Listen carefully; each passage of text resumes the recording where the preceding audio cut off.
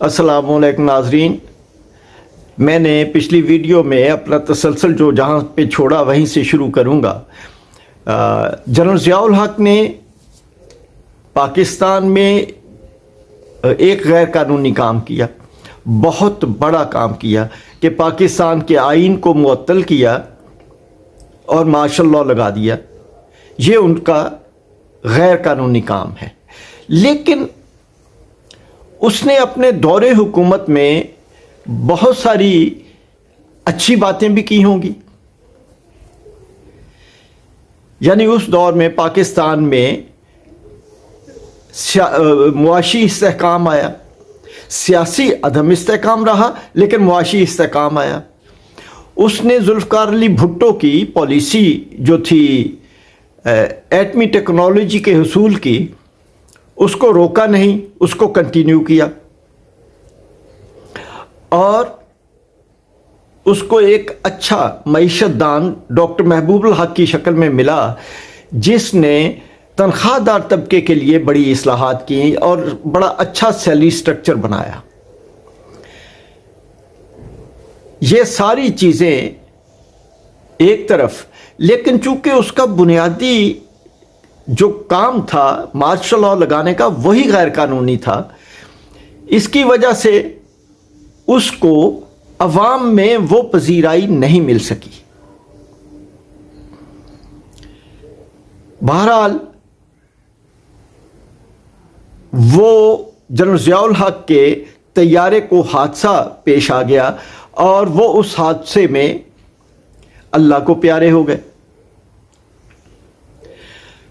और इनाने इक़्तिदार जो थी वो गुलाम इसहाक़ खान के पास आ गई।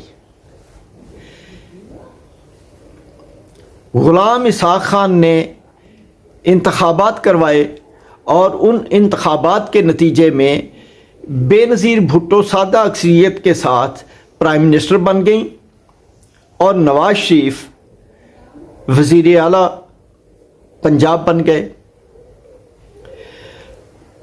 अब इसमें एक बात बड़ी अहम है जो मैं कहना चाहूँगा कि ज़ियाउल हक की कब्र पे जाके जो तकारीर हुई, उन तकारीर में नवाज शरीफ ने ये कहा कि हम जनरल ज़ियाउल हक के मिशन को अधूरा नहीं छोड़ेंगे और उस मिशन को मुकम्मल करेंगे।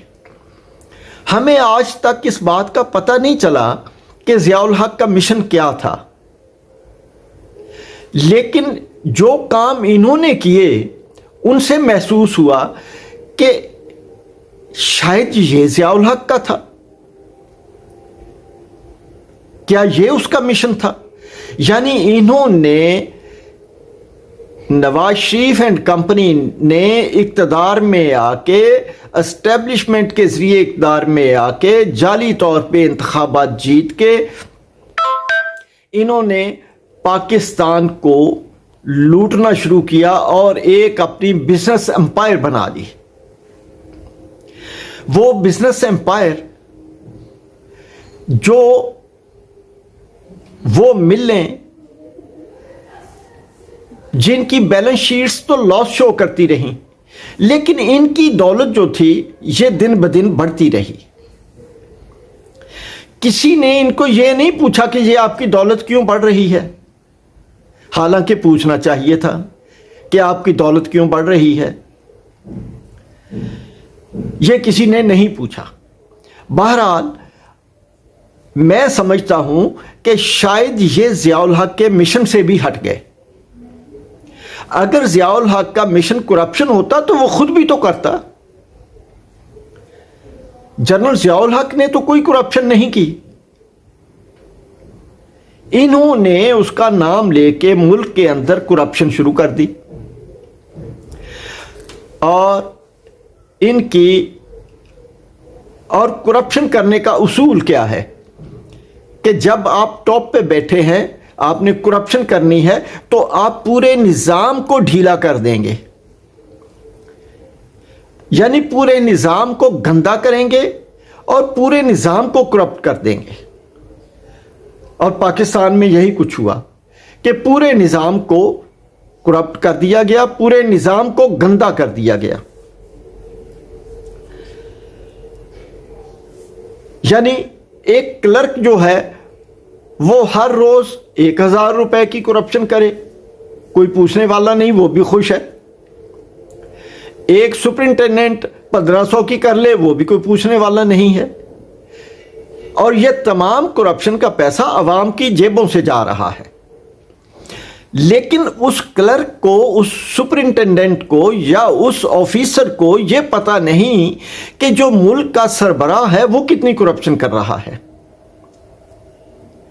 وہ اربوں میں کرپشن کرے گا، اور اس کرپشن کا نتیجہ ایون فیلڈ اپارٹمنٹس ہیں اور زرداری کے محلات ہیں باہر.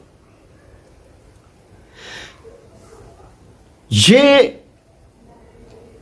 حکومتوں نے مل کے کرپشن کی.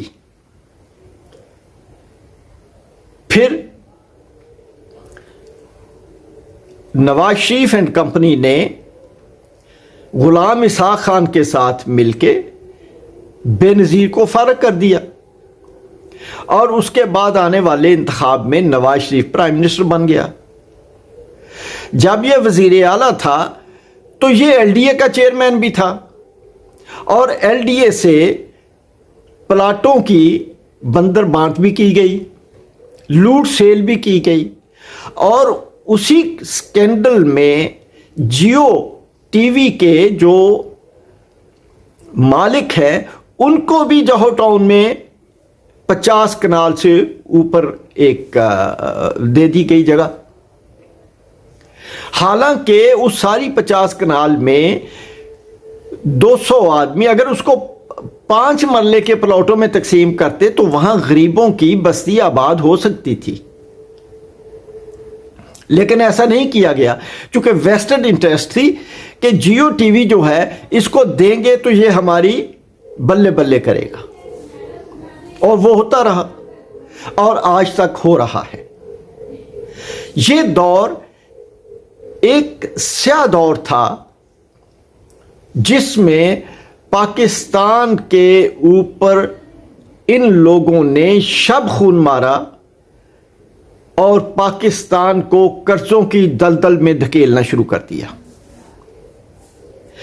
یہ بے نظیر کا اور ان کا یہ جعلی ٹکراؤ ہوتا رہا، ایک دوسرے کے خلاف محاذ آرائی ہوتی رہی، تقریریں ہوتی رہیں، لیکن بار بار حکومت میں کبھی وہ پارٹی آ جاتی، کبھی یہ پارٹی آ جاتی، اور عوام جو ہے وہ فٹ بال کی طرح ان کے آگے پڑے رہے. کبھی یہ ٹھوکر مارتا اس طرف چلے جاتے، کبھی وہ ٹھوکر مارتے اس طرف آ جاتے. یہ 2 پارٹی سسٹم کی ابتدا ہو گئی وہاں پہ. اس دور میں بیوروکریسی کو کرپٹ کیا گیا. اس دور میں بے شمار بھرتیاں کی گئیں پولیس میں اور بیوروکریسی میں. اپنی پسند کے بندے لائے گئے، اپنی پسند کے ججز لائے گئے اور ان کے ذریعے سارا کچھ کرتے رہے. سو یہ ایک ان کا نہ ختم ہونے والا سلسلہ چل نکلا.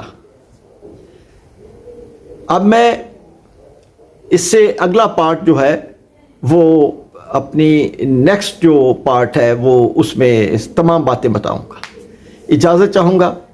اللہ حافظ.